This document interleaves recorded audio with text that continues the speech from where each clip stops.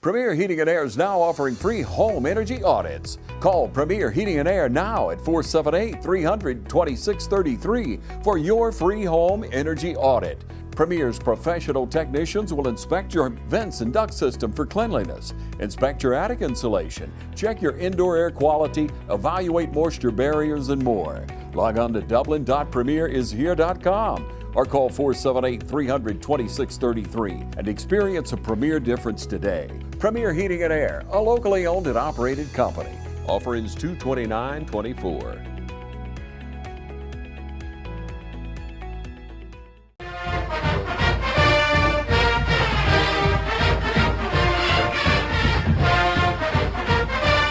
Ladies and gentlemen, welcome out. We're here with Coach Josh Carter. Coach, how you doing today? Doing well. Thanks for being here. Yes, sir. Coach, let's jump back to the off season. Let's talk about some of that prep you guys do to get ready for the season. Yeah, our guys work hard all off season. Last season ended pretty abruptly. Yeah. A lot different than what we would have hoped. But as is life, we've got to process and we've got to keep striving forward and can't stay in a rut too long. So the guys right after that, a lot of guys jump right into summer ball, and they have their respective teams that they play for. I got you. They play for some really good coaches. And then after they get finished with summer ball, I encourage them to take 2 to 3 months off, do nothing with baseball. Just clear their minds, let their bodies heal. And then in October, November, we started a throwing program for pitchers, but offered it to anybody.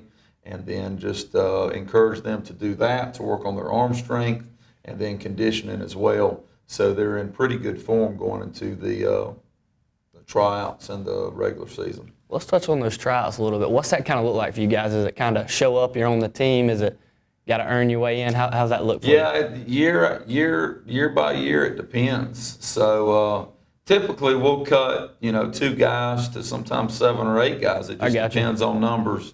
The nice thing about high school, as far as tryouts go, versus the middle school is most guys have figured out whether they fit that mold or not. Yeah. By the time they get to the high school, right. So a lot of guys have already moved on from baseball if they know, look, I'm not nearly as good as the guys around me. So, but sometimes not, and I give props to those guys. Roderick Pierce is a guy that we have. He was cut 3 years in a row in middle school, tried out in 9th grade. He's a left-handed pitcher, and we had room to keep him, and he was a good keep. He's been a solid guy for us, great teammate, great person. So that's just one of a few stories. So, but yeah, it's just it's a time for us as coaches to put eyes on these guys. Right. A lot of the guys that have played for us in the past, we know what they can do. It's really for these upcoming freshmen. Yeah. But every year it's not a come and you're on the team type deal. We want to see what they can do and how they've improved in the off season. So, and I've got, we keep data on all these guys. And so, but typically we're not cutting a whole lot of guys. Now, jump back to the off season. Is it mainly kind of fundamental stuff you want to pound in the off season, or what's that look like? Yeah. Off season is a lot of fundamentals. My staff does a really good job with fundamentals. So in the off season, it's a lot different than preseason or during the season. So we want to really work on arm strength. Yeah. And get those arms stronger. Because during the season, if we have breakdowns in our bodies, and a lot of times that comes in arms, then you can't play baseball. If your arm's no good. So we really work on getting their arm strength up to where it needs to be, and just getting their bodies where they need to be. And you can do heavier lifting during the summer as well, where your body has time to recuperate, where it doesn't when you're playing a 30-game schedule. Coach, you lost 7 seniors last year. Is that correct? That is correct. As well as Jaden Todd, because he's off to Florida State. That's correct. Yeah. How is that from a coaching standpoint, losing that many players, and a ton of them were starters for you? Yeah. So again, it just depends what kind of guys you're losing. Yeah. The 7 that we lost, 5 or 6 of those guys were starters and fantastic human beings, great ball players. So, we feel that, but in the same breath, it gives other guys a chance to step up. Right. Losing Jaden and I had a couple of conversations, and my advice to him was, you do what's right for your family for you and your family. And then if that is going to Florida State early, you have my blessing. If you don't go to Florida State early, you've got a spot on the team. Yeah. So, either way, it was going to be a win for him. But for him and his family, it was best for him to do that. And I know he's doing well and making us proud there. So, this year's team looks a lot different without those 7 seniors. But again, it gives us, most of the time, it gives another junior or a senior a chance to step up and fill the role. Right. This year, it's given a lot of sophomores a chance. Yeah. Now, Coach, Jaden feels even all the more comfortable at Florida State knowing that you're not back home, upset at him that he's gone. You talk a lot about raising these guys up to be good young men and not just baseball players. Touch on that a little bit. Yeah, man, I really try to. We spoke about that last night.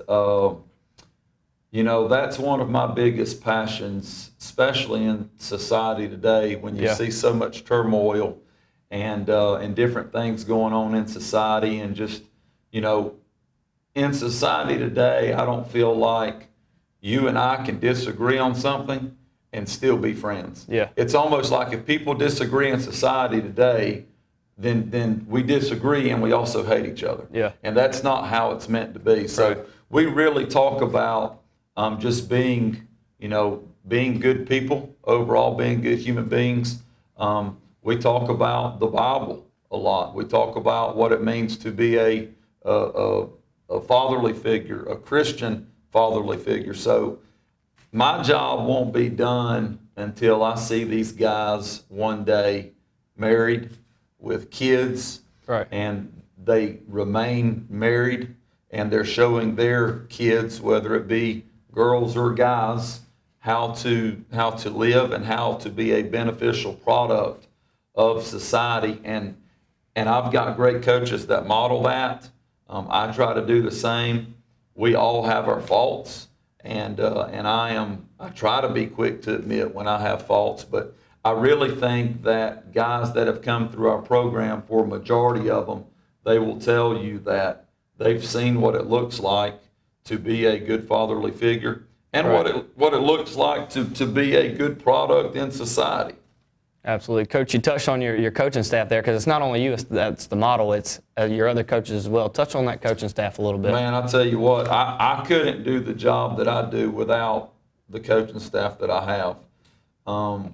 Those guys do a fantastic job. We got Martin Cawthon, Jody Pollock, Parker Gordon, and Case Matthews, and all of those guys are top-notch coaches. A practice, I have a lot of flexibility in practice, because these guys are doing their individualized jobs with our guys, getting them better. Right. And I've never been, and I think you can ask any of my coaches or any of my coaches in the past, I'm not a micromanager. Mm-hmm. I believe in hiring the right people to do a job and letting them do their job. Yeah. And they do a fantastic job of that.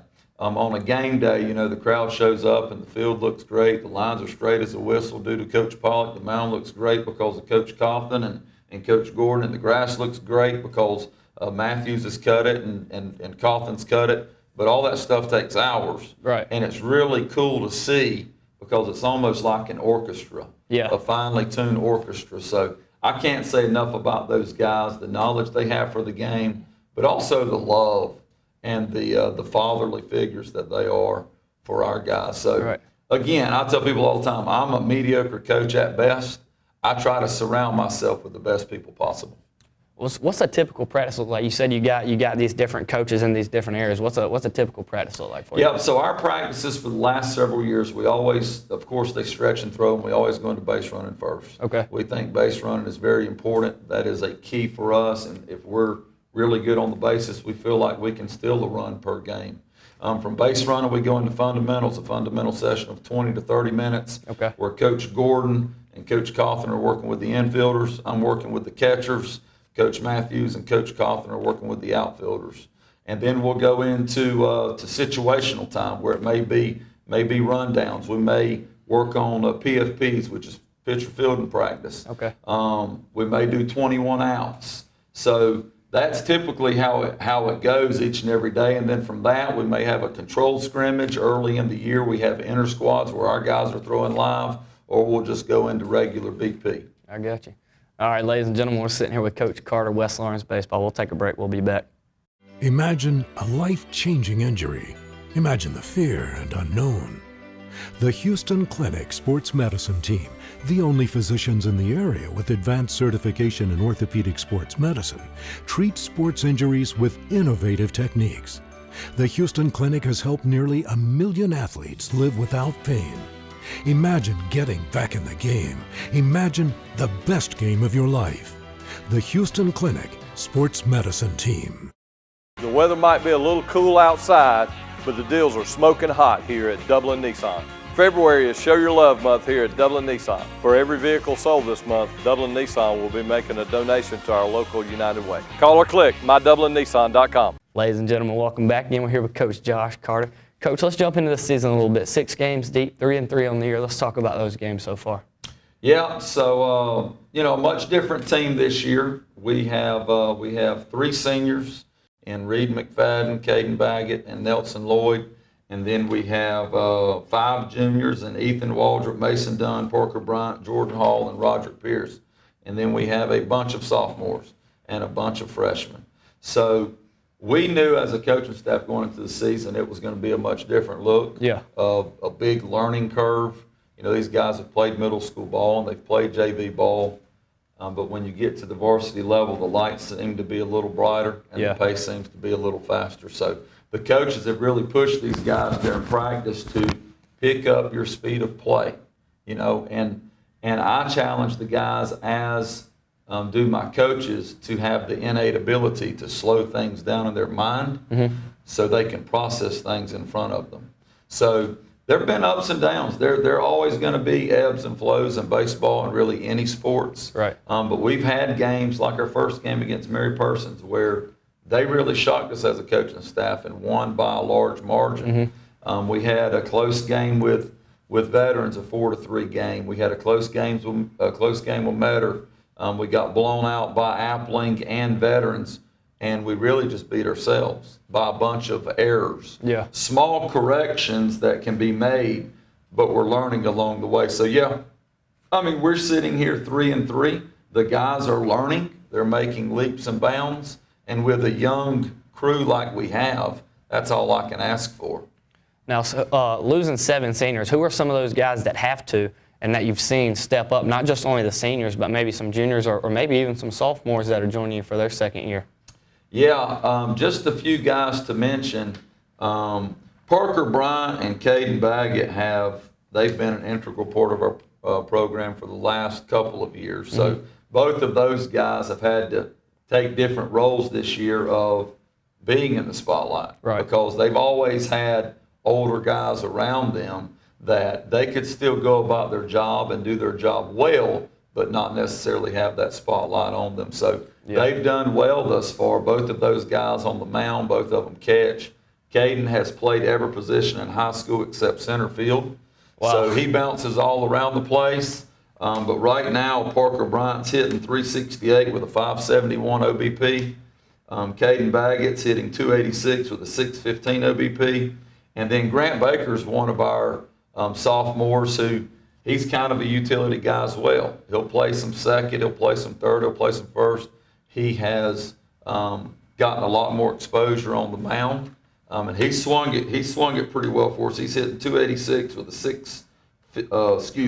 He's hitting .333 with a .462 OBP. Okay. And then one of our other sophomores, Kason Pollock, Coach Pollock's son, they have a rich tradition here at West Lawrence between Coach and Case, and then K-Row, who's at Georgia College now. Right. But Case is leading the team in RBIs with 7 RBIs as a sophomore. So, and there are other guys that their names are going to pop up. I've got to give a shout out to Cohen Cardwell as well. He's a freshman, and he has thrown 7 or 8 innings for us already as a freshman, and that's pretty unheard of. Yeah. Don't know his ERA right off the top of my head, but I will tell you he's earned some stripes this year, and he's competed in some tough situations, and he continues to do what he's doing. He's built from a great mold. Let's take a little deeper dive into your pitchers, Coach. Okay. All right. So Right now, we have 4 weeks of preseason. So we'll have a lot of inter squads. We inter squad twice a week. Okay. And we've got 28 guys on the team. We'll have 15 to 16 pitchers. So every year is different. We always look for 3 guys that are confident to go out and start. And then at the varsity level, we need, really 4 or 5 guys that can come in, either be it a long relief or, mid-game relief, or come in and close a game for 1 or 2 innings. So, right now, in no specific order, you got Parker Bryant, Caden Baggett, and Reed McFadden. Reed McFadden came in last year. He didn't play for us last year, but he came from Houston County. Terrific young man. He has come in and made an immediate impact with our team.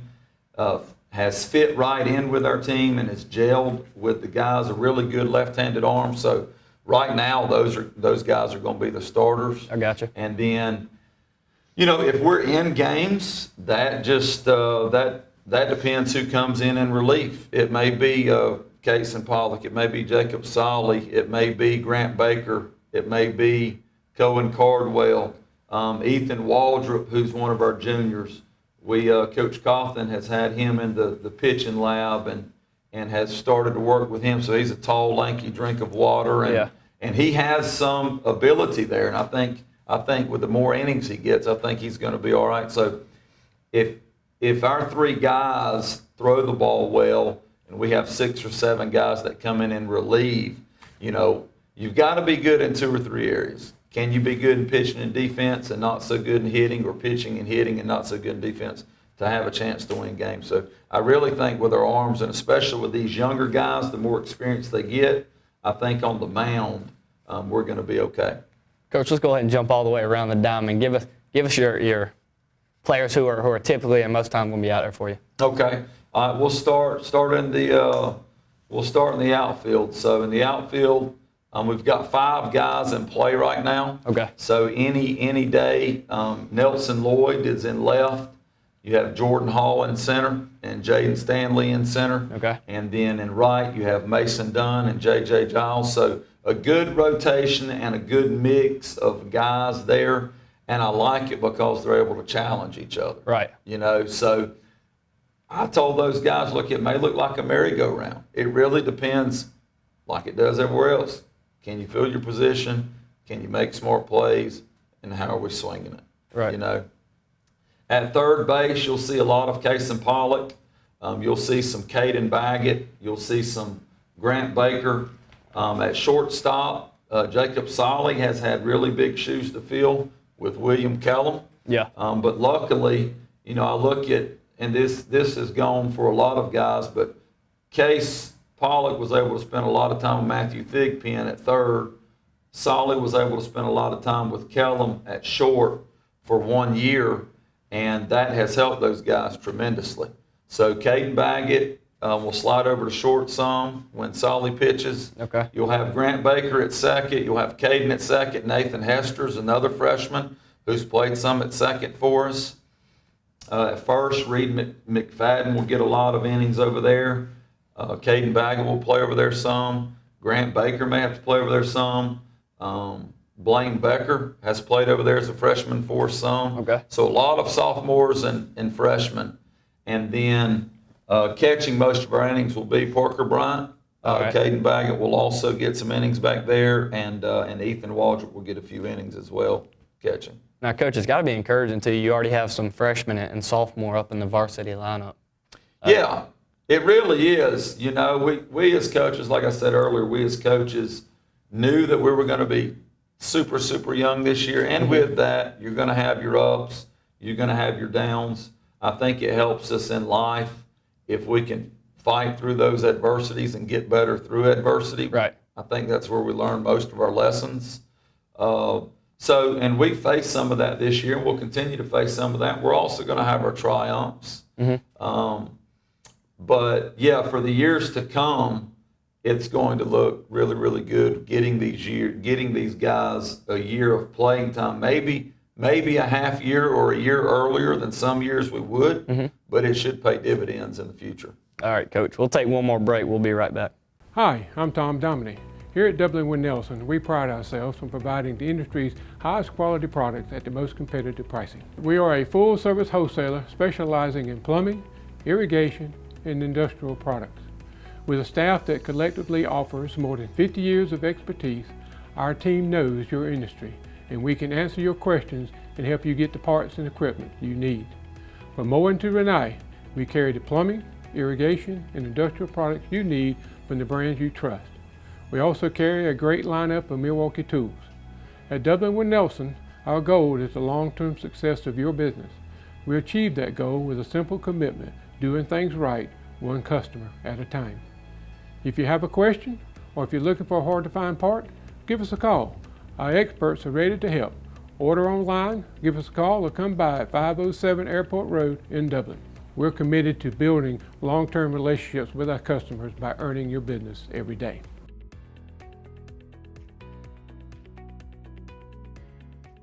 Hey, my name's Chandler Gerard. I'm Kyle Gerard with A+ Flooring and Construction. And here at A+ Flooring and Construction, we believe in teamwork. Come let our team service you with flooring, construction, and garage doors. So come shop with us at A+ Flooring and Construction at 371 Georgia Highway 338 or visit our website at aplusconstruction.biz. Or give us a call at 478-676-2662. Thank you. Ladies and gentlemen, welcome back again. We're here with Coach Josh Carter. Coach, let's talk about region play a little bit going on into the season. Okay, so we'll start region play. I think we're in week 3 or 4 of the season. We'll open up with Griffin next week. So we have Griffin, Spalding, Westside, Howard, and Perry in our region, and Baldwin as well. So, typically year in, year out, our best competition in region is going to be Spalding and Perry. Right. It depends what year we're talking about. A couple years back, Howard had a couple really good arms, but typically it's a 3 to 4 team competitive region. Yeah. With a lot of years coming down to us and Perry. So it really doesn't matter who we're playing or where we're playing. We just ask our guys to compete and to make sure that we are progressing much more than we're regressing. Right. Now, what's your expectation kind of overall for that region this year and for you guys? Yeah, so it's a conversation we've had a lot with the guys. The standard of Raider baseball never changes, but it's the expectations have to. And I've got to continuously reiterate to myself that this is not the same team as the 23 team or the 22 team or the 21 team.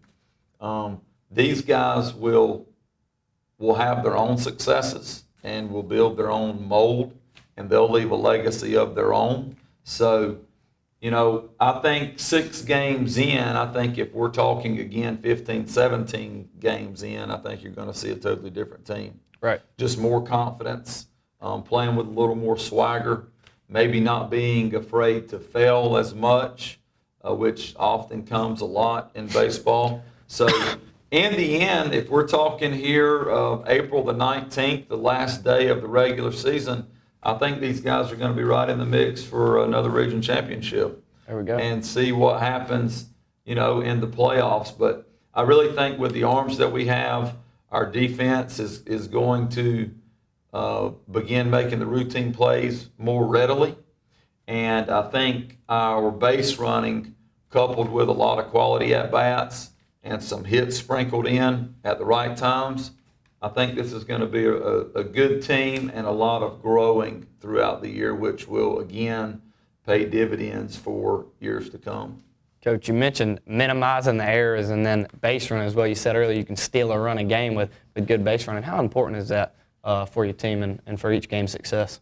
Man, it's super important. You say you got a guy that's pitching, and we're really particular. Coach Coffin and I are really particular about how many pitches our guys throw. God gives us one arm. That's it. Luckily, with modern medicine, you can have surgeries and that sort of thing. But I hate to see kids go that route. Right. But an error or 2 or 3 or 4 can cost the guy 2 or 3 innings because he's got to throw so many more pitches. Yeah. So if we can minimize those errors and no more than 3 errors a game in the books, you know, and then out of the books, just the things that we see as coaches that you can't necessarily put in the book, such as a base running error. You know, if we can keep our in the book and out of the book errors to no more than 4 a game, this team's going to be competitive. Oh yeah. And they're gonna give some teams some fits, and they're going to create their own legacy.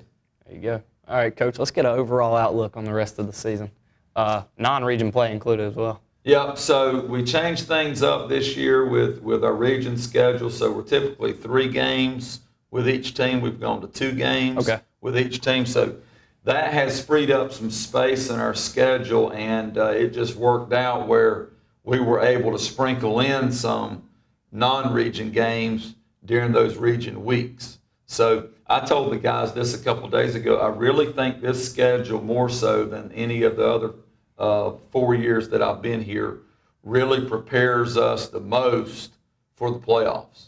Right. Because we've got non-region games sprinkled in from here until the middle of April.